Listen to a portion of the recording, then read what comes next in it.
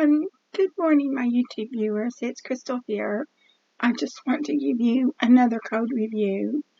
I had dental surgery a couple of days ago, so I apologize if my voice isn't 100%, which I don't think it's 100% on the best days, but we'll just keep going anyway. What we're going to do is we're going to do a community competition for stock prices. And when we do this community competition for stock prices, it's going to be with Tensorflow.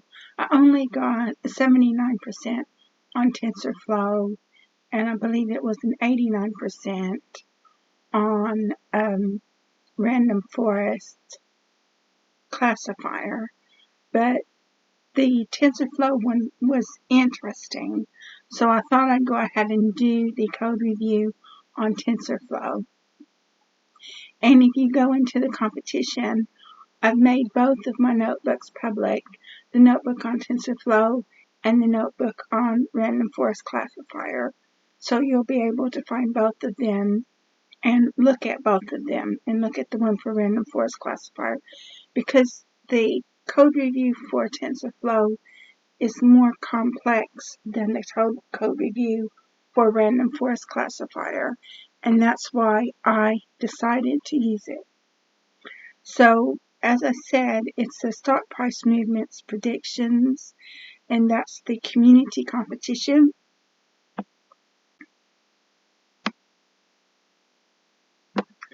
And I'm doing the notebook that I did in Tensorflow, and you can look at the notebook on Random Forest on your own.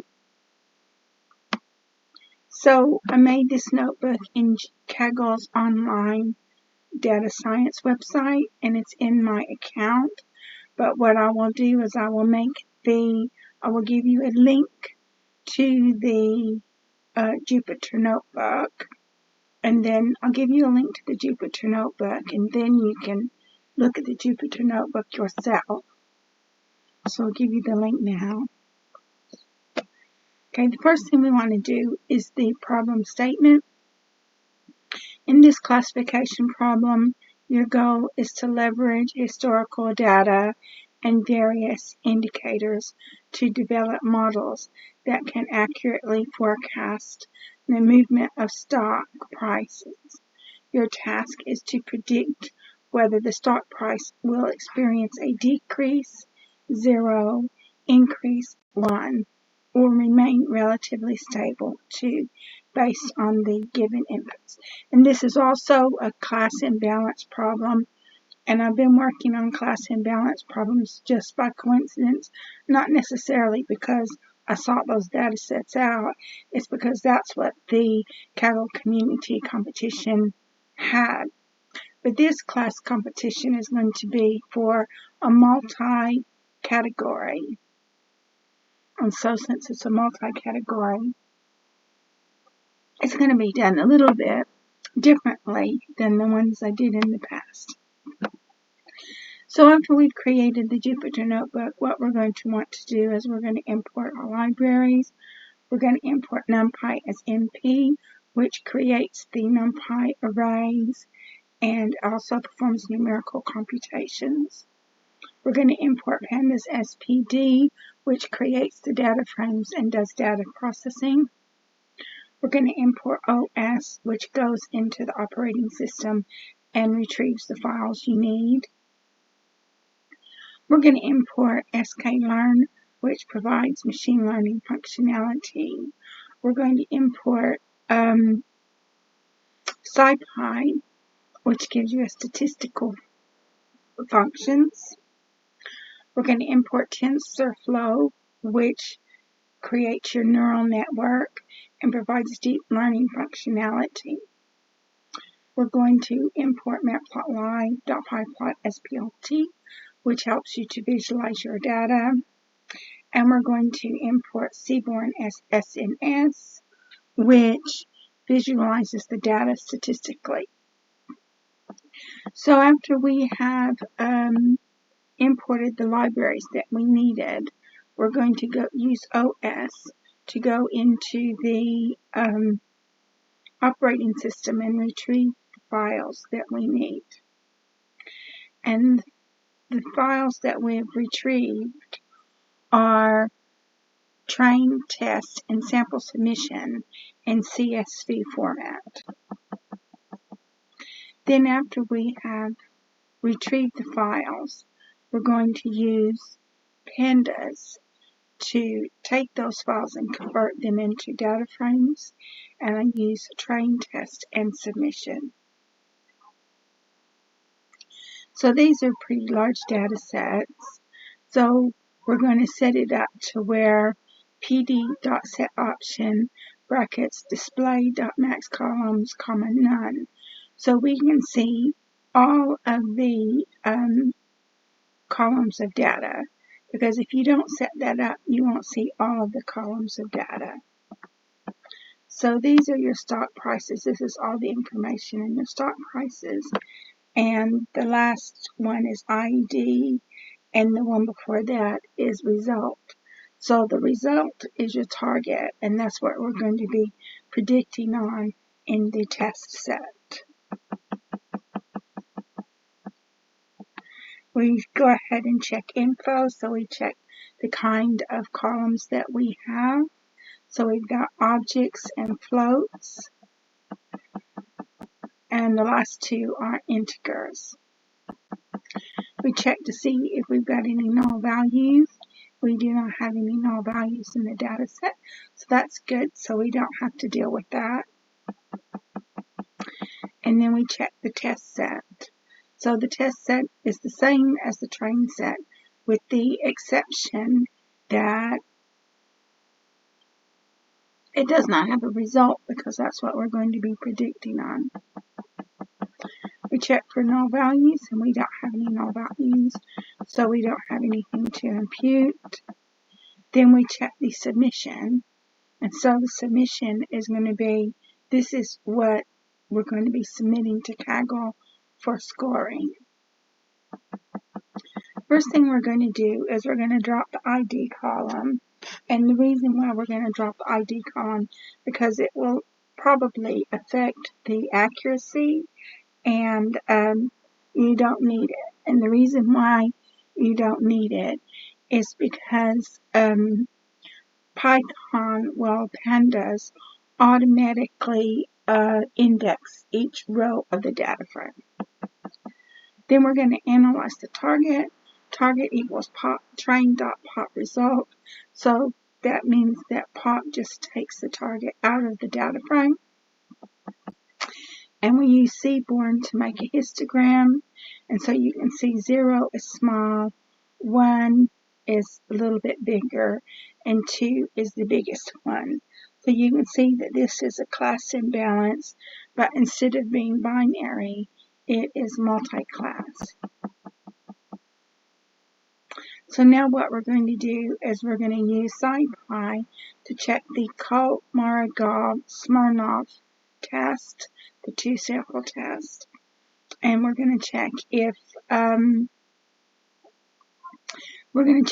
all of the columns are from the same distribution.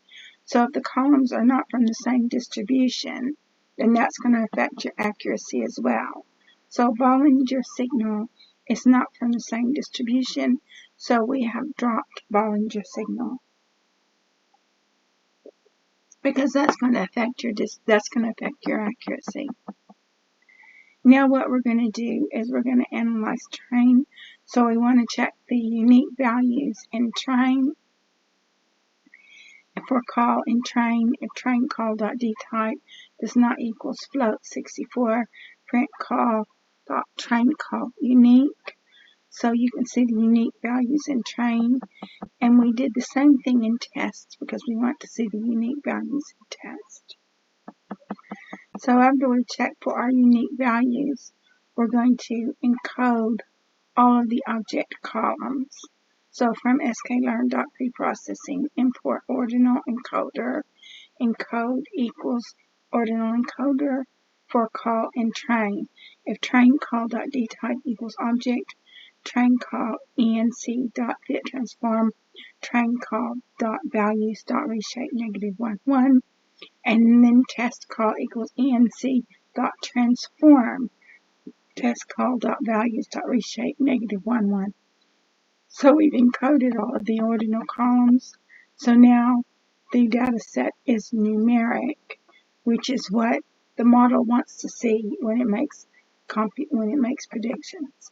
Now we use Seaborn to create a heat map. So you can see some of the columns are very highly correlated. You can check the correlation here.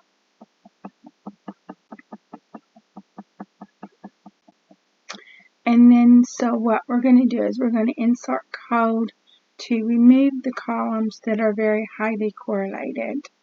So call matrix equals train.core.abs, upper equals core matrix dot where np.true np.ones core matrix dot shape k equals 1 as type equals bool. And then we're going to find index of feature columns with correlations greater than 0.95. To drop equals column for column in upper.columns. If any upper column is greater than 0.95, you're going to print to drop, and you can see beneath the code, that we've got quite a few columns of data that have a high correlation. And then so we're going to drop those columns of data because you're going to append, you're going to drop those columns of data and from the train test and the test set, and you can see what it looks like. So now you can see we've got our train test, which now it's only got 24 columns, which that's 16 columns down from the original 41. I think it was originally 41, including the result, but we got rid of a lot of columns, which was good. And the reason why it's good, because the more columns you have, the more noise you can introduce into the system. And then since those columns were highly correlated, they were just redundant and they would just introduce noise into the system. Now we're going to use sklearn standard scaler to scale the train and the test files. So scalar equals standard scalar. For column in train call equals scalar dot fit transform train call dot values dot reshape -1, 1. Test call equals scalar dot transform test call dot values dot reshape -1, 1. So you can see that we've scaled. Now our two data sets are scaled. And now what we want to do is we're going to define our x and our y variables. Y is your target, which has already been defined. Train is your train file. X is your train file. And x test is your test file. We're going to encode y because y is a multi-category target. Y1 hot equals pd.getDummies y. Y1 hot. So you can see now your target is 1 hot encoded. We're going to split the data set using sklearn's train test split. X train X val, Y train Y val equals train test split. X Y1 hot test size equals 0.1. Random state equals 42. Stratify equals Y. I wonder if that should be stratify equals Y1 hot. I'm not sure. So that's something I could do. I could change it to stratify equals Y1 hot and see what happens. Or just take out the stratify, and that might improve my score. So I might do that. I might take out the stratify and see if that improves my score. Because this score was a lot less than the random forest classifier. Now we're going to define the class weights. So we're going to use sklearn's class weight to do that. Weights equals class weight dot compute class weight.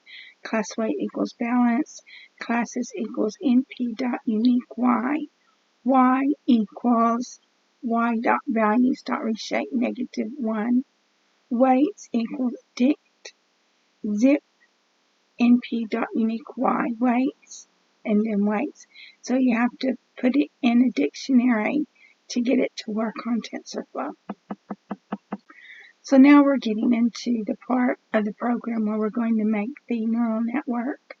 So we're going to import TensorFlow and its modules. We're using 2.12 of TensorFlow. It's always important to know what version you're on and the reason why. TensorFlow goes through a lot of changes. Now we've defined our model. This is a sequential model. We've named it stock prices. The input is xtrain.shape1. The name is our input. And the output is ytrain.shape1. And it's a softmax. So the hidden layers have a dense of 50 neural networks and a dropout of 0.2. The activation in the hidden layers is ReLU. The activation in the output layer is softmax. So you can look at the summary.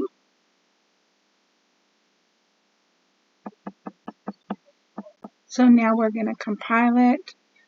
Model.compile loss equals categorical cross entropy.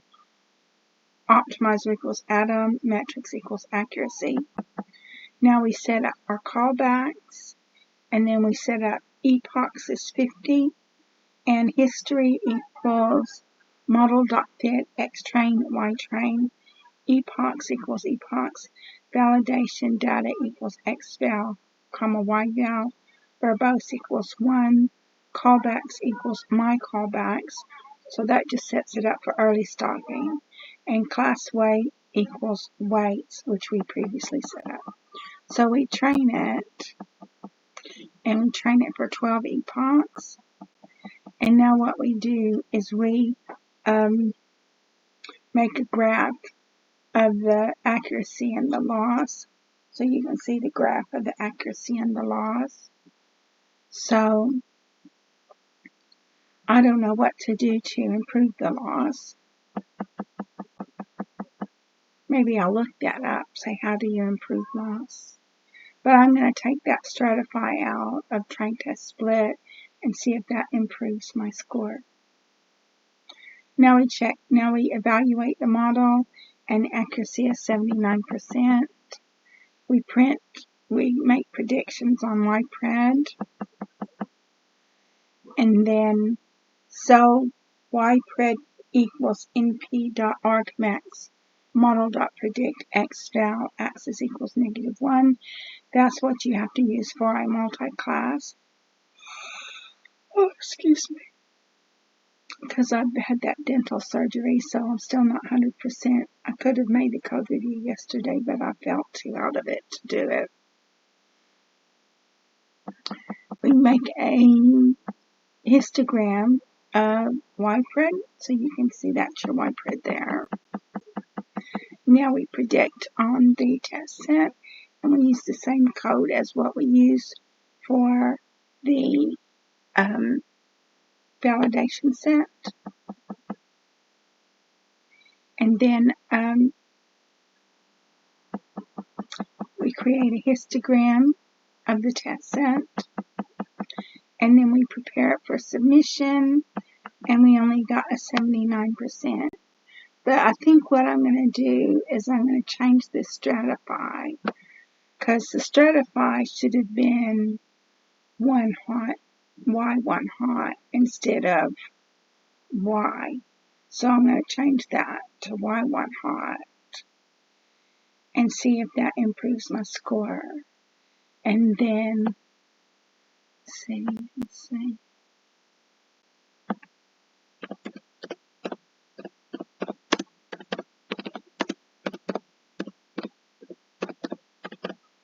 see how we can improve the loss on TensorFlow. It says,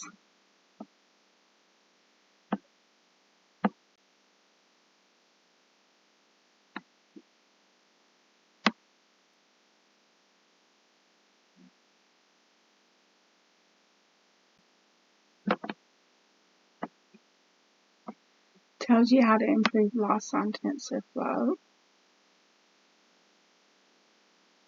So we use dropout. I don't know, I've never used L1 regularization and L2 regularization and batch normalization. But I can read up on that and see if there's anything I can add to the code that will improve it. Because that's what it's all about, improving the code.